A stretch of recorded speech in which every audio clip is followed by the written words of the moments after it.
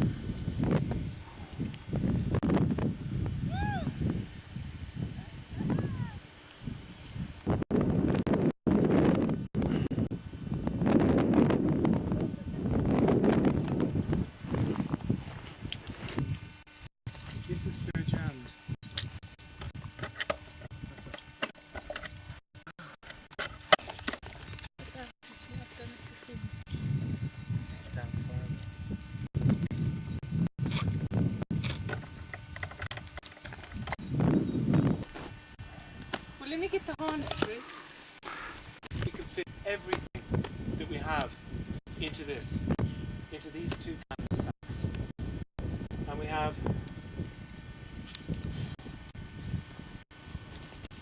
the pyramid. Is the harness exactly straight, but I suppose it's too bad. Yeah. Which is lower? Ready to go. No, but this one.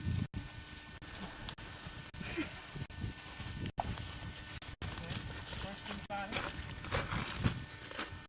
That is blue.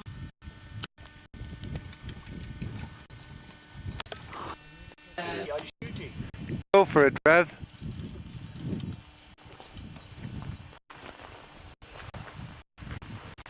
Away you go, Rev! See you at the top of Sani Pass.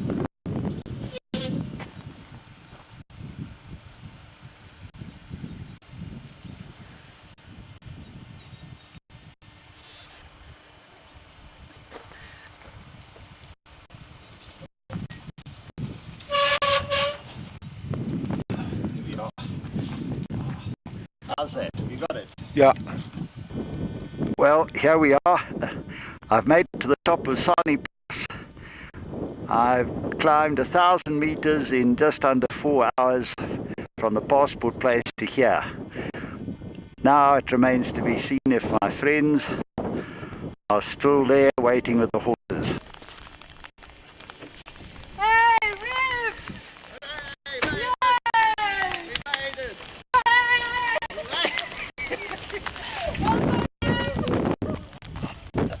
Well done! 2,873 meters! All the Hey! In the rain, in the sleet! Good on you, Rev, man. Good on you. Good on you. Yeah, you put your hand on that. You put your hand here too. Okay, here we are at Sani Top. Amazing man made this amazing altitude Have you on got this it? amazing bicycle in this Are amazing you weather. shooting? And I think the most amazing thing of the whole day is this blasted weather. Are you shooting? Yeah. Well done, Rev.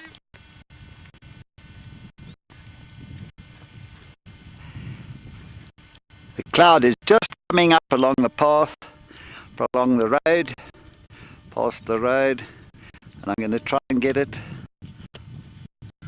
before the cloud engulfs it. The clouds, the Sani Pass road has now disappeared.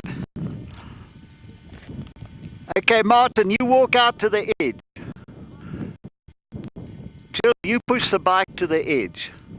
A minute ago, of course, it was quite clear, but now we are sitting on the edge of the berg and the cloud is swirling in, and very soon be totally invisible. Gosh, it's quite unbelievable the way Rev has made it up this dirt track. You can still see the last of the rain on it, and the last of the cloud moving away across it. How that man made that up there today, Gillian, I don't know, because I wouldn't have made it. Damn sure I wouldn't have. There are transport awaiting on the edge. Yeah. 3 of them, eh? We must actually go and see the chief later and see whether we can get some more horses.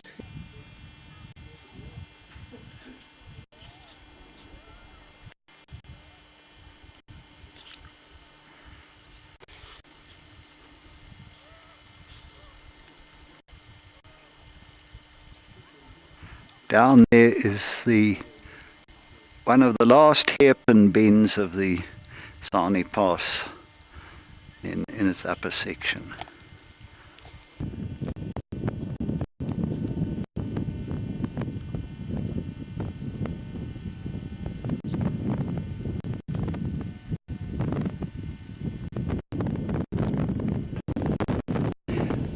That's Jill up on the skyline. I'll just see if I can zoom in on her. The profile of Jill out on the edge of the berg.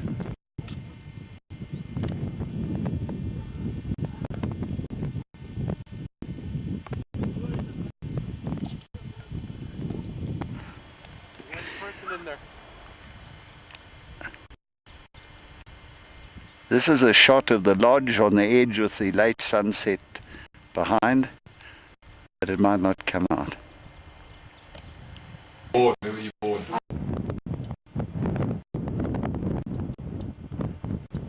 This was a view early next morning, about 5 a.m. There's the top of the pass down there.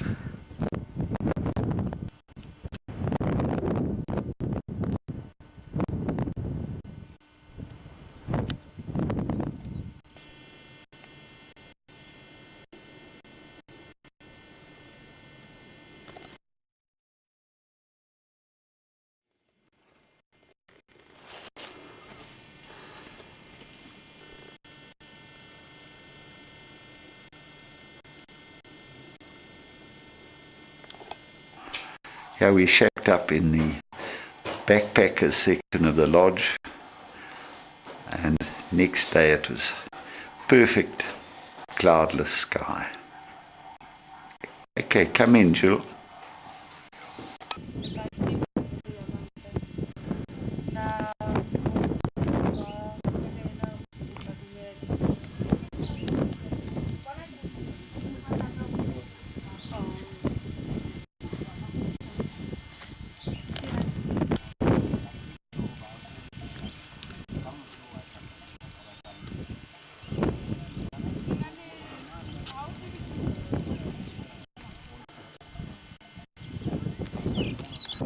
Now the clouds lifted, and you can look down quite a bit of the Sani Pass.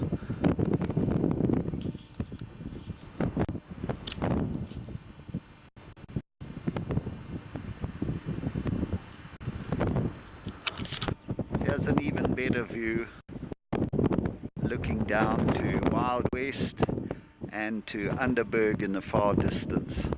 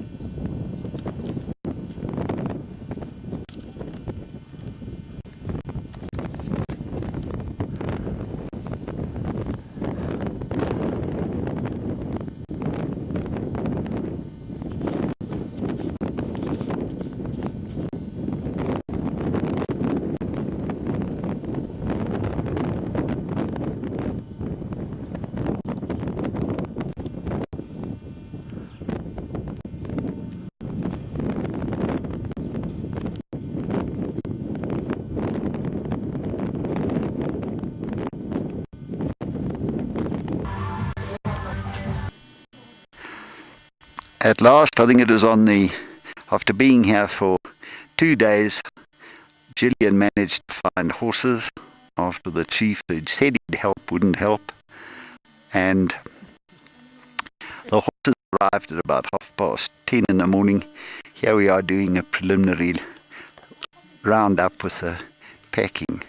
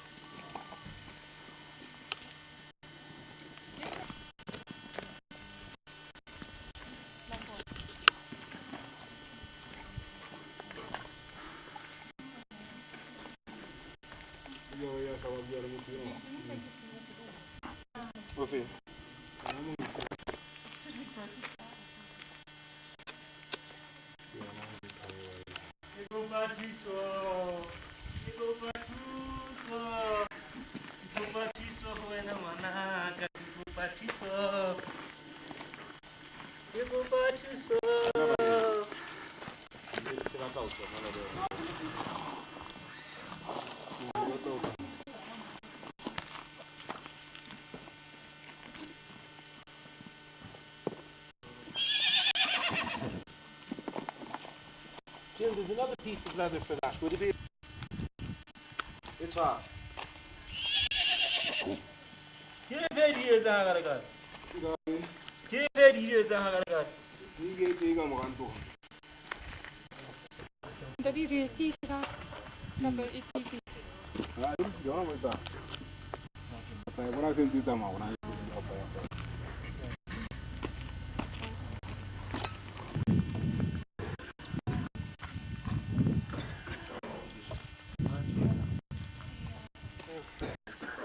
Rev, do you think we're getting this on tight enough?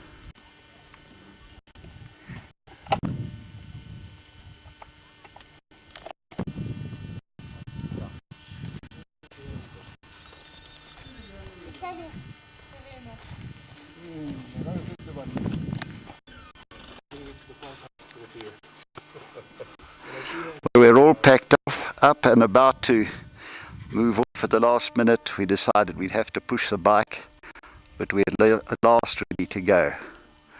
And there's Jill holding the bike ready to go. Comes the start of our jaunt. The pack saddle going first, Tsipo behind, and behind it we see the place we've stayed in for a few days, very nice too. There we go. The beginning of the end. The beginning of the end. Beginning of the end.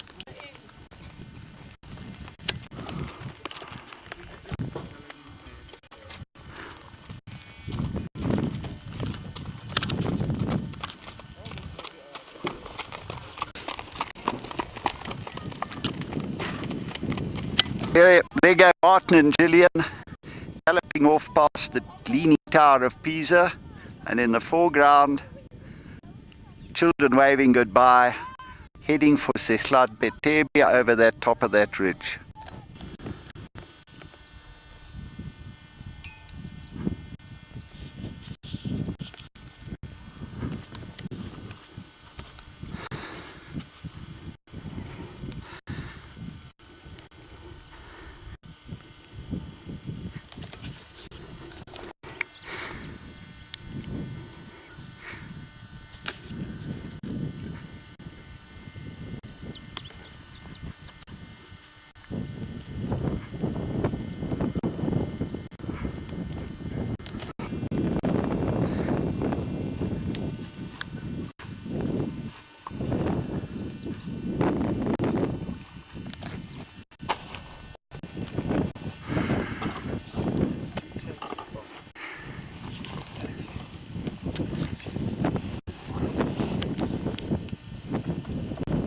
Good Lord, this weight thing is very hard to get right. Eh?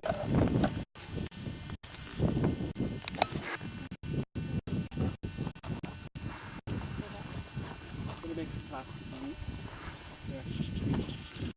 How is that?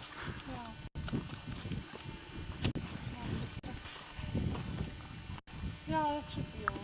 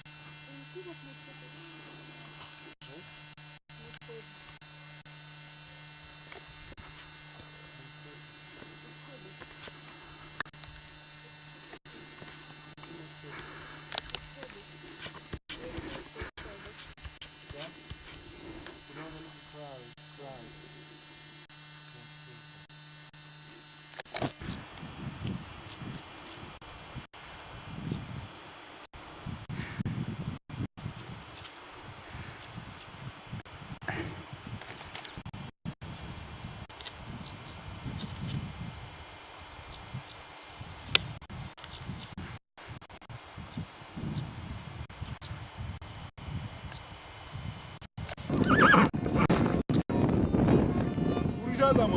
Hayır.